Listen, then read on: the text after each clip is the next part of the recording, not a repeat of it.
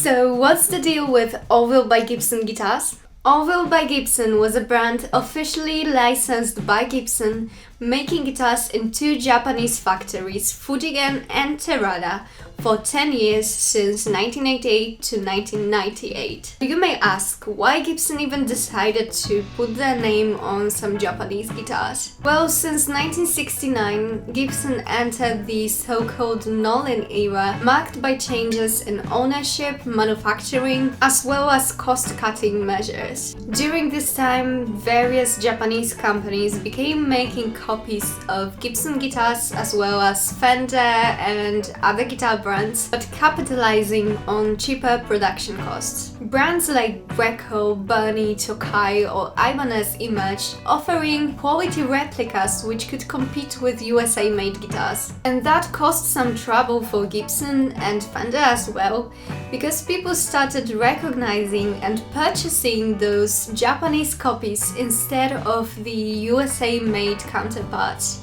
And of course, in response to the competition, both Fender and Gibson were trying to find ways to counter this trend. In 1982, Fender established the Japanese division, overseen by Yamanogaki, a major Japanese dealer. Gibson actually had already begun manufacturing guitars in Japan when they transferred Epiphone from the USA to Matsumoku in Japan, managed by Area, but that only lasted until 1983, when the production moved again, this time to Korea.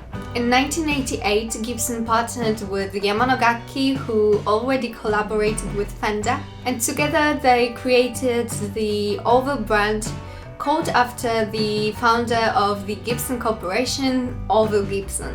And these guitars were aimed to bridge the gap between the cheaper line of Korean-made Epiphones and the higher-end USA-made Gibsons. You might now wonder what's the difference between Orville and Orville by Gibson, because the by Gibson additions sometimes appear on the headstock. Essentially, Orville by Gibson represented the higher-end tier, usually offering nitro finishes and very often Gibson original pickups. So you may think about Orville by Gibson as the more premium models, but let me tell you, it doesn't mean that the Orvilles without the by Gibson addition on the headstock aren't good guitars, because there are many outstanding ones as well. In addition to Les Pauls, they also manufacture different models such as Specials, Juniors, SGs, Explorers, Flying Vs and many others, so basically anything you could get from the Gibson lineup at the time. However, the brand discontinued in 1998, but you can still find these guitars in the used market. And of course, the prices are rising because more and more musicians and collectors are realizing that these are fantastic instruments and many people are looking for them. So what I'm holding right now, and what is the main inspiration for this video, is the Orville by Gibson Les Paul Custom. I got this on loan from Guitar Story, but next week it's already going to the new owner. Based on the serial number, we know that it was made in 1989 in the Terada factory. The color of this one is either beautifully aged white or antique ivory. It's leaning towards a more yellow hue, which looks very cool. The body is of course made of mahogany with maple top, and the neck is made of mahogany as well, but the fretboard is made of rosewood, which is an unusual choice for a custom since usually they have ebony fretboards. It's pretty heavy, though definitely not the heaviest Les Paul I've played. This one features Bill Lawrence pickups and the typical Les Paul configuration of 4 controls and a 3-way switch. It shows some signs of wear and tear, which is totally to be expected from a guitar that's 35 years old.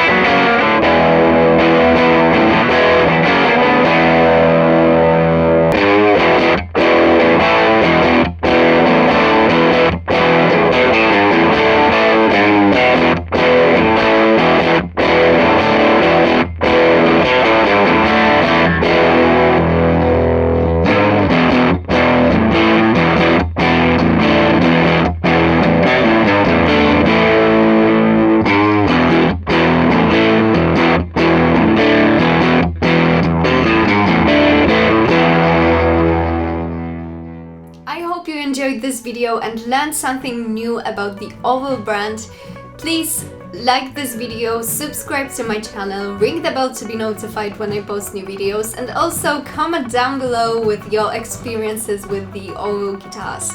See you next time, bye!